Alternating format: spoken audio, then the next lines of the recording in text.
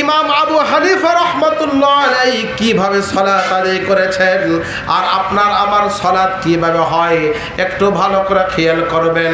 হযরত ইমাম আবু হানিফা রাহমাতুল্লাহ আলাইহি চার ইমামের মধ্যে শ্রেষ্ঠতম ইমাম হযরত ইমাম আবু হানিফা রাহমাতুল্লাহ আলাইহি কিভাবে সালাত আদায় করেছেন। একদিন কি তার মহল্লার মধ্যে আগুন লেগেছে। কি লেগেছে ভাই? আগুন লেগেছে। এমন সময় মানুষ কি করতেছে? বলাবলি করতেছে।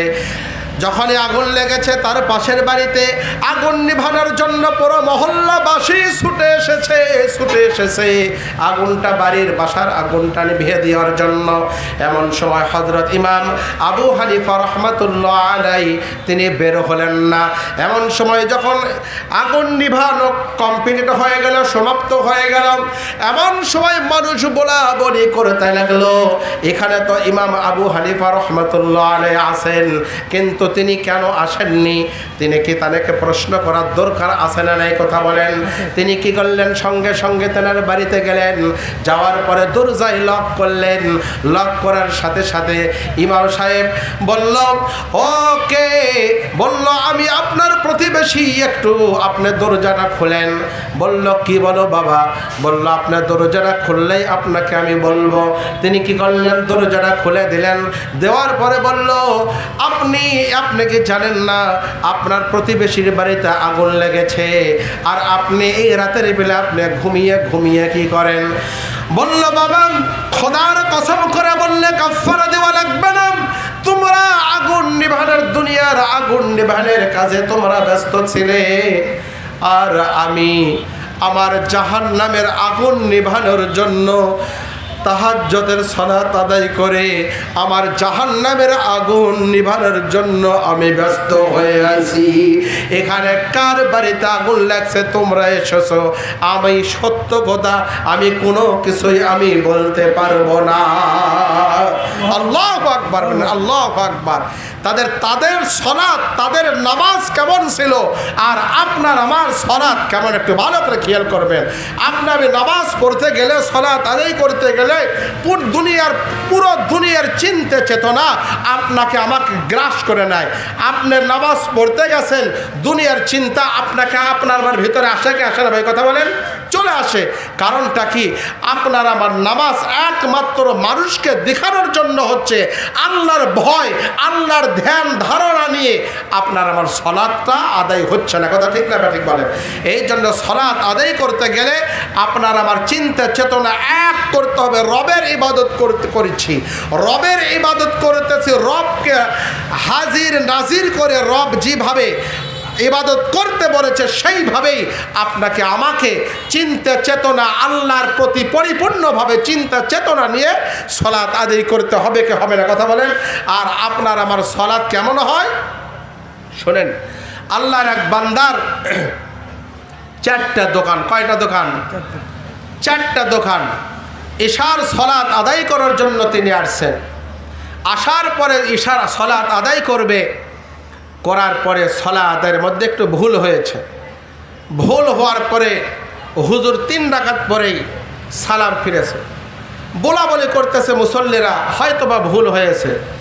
আর একজন বলতেছে ভুল হয়েছে, নামাজ পরিপূর্ণ 4 রাকাত হয়নি।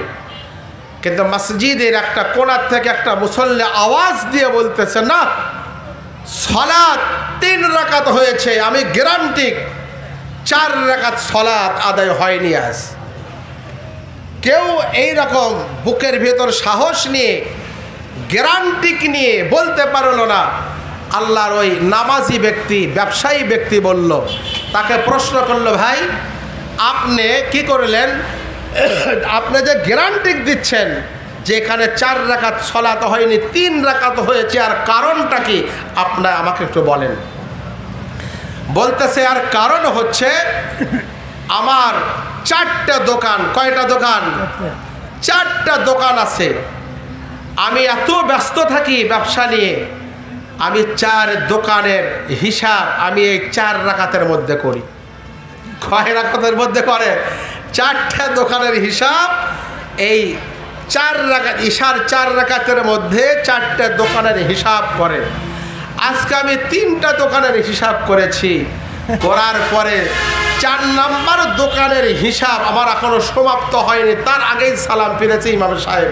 তাহলে বোঝা গেল 3টা দোকানের হিসাব আমার হয়েছে, 4 নাম্বার দোকানের হিসাব হয়নি। এই জন্যই আমি বলতেছে 3 রাকাত সালাত হয়েছে, 4 রাকাত সালাত আদায় হয়নি।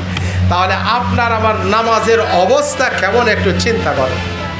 এইভাবে যদি কিয়ামত পর্যন্ত ভাই যদি নামাজ পড়ি, সালাত যদি আদায় করি, তাহলে সালাত পড়তে পড়তে আপনার আমার জিন্দেগি শেষ হয়ে যাবে, সালাত আল্লাহু রাব্বুল আলামিনের কাছে পৌঁছাবে না।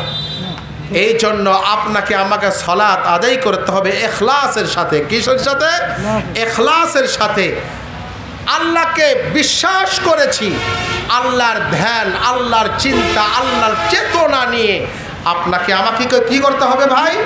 সালাত আদায় করতে হবে। এইভাবে যদি আমি সালাত যদি আদায় করতে পারি, তাহলে আপনার আমার এই জীবনটাই হবে জান্নাতি জীবন। বলুন সুবহানাল্লাহ, আল্লাহু আকবার। আপনার আমার এই জীবনটাই হবে একমাত্র কোরআনের জীবন। আপনার আমার এই জীবনটা হবে আল্লাহু রাব্বুল আলামিনকে রাজি ও খুশি করার জীবন। বলুন সুবহানাল্লাহ, আল্লাহু আকবার।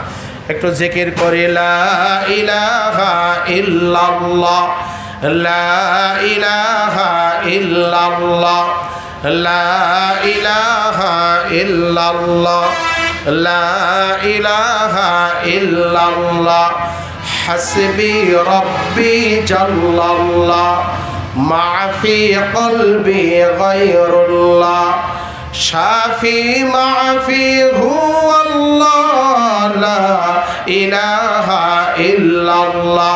জোরে আওয়াজ করে বলেন ভাই, লা ইলাহা ইল্লাল্লাহ, লা ইলাহা ইল্লাল্লাহ, লা ইলাহা ইল্লাল্লাহ, লা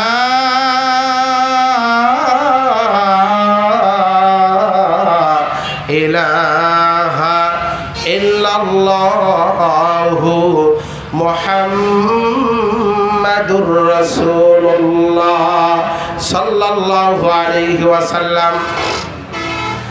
মা বোনদের জন্য কিছু বয়ান করা যায়।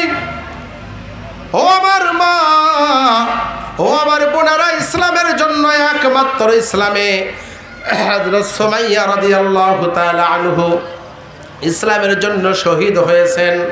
সর্বপ্রথম শহীদ হযরত সুমাইয়া রাদিয়াল্লাহু তাআলা আনহু। কথা ঠিক না ঠিক বলেন?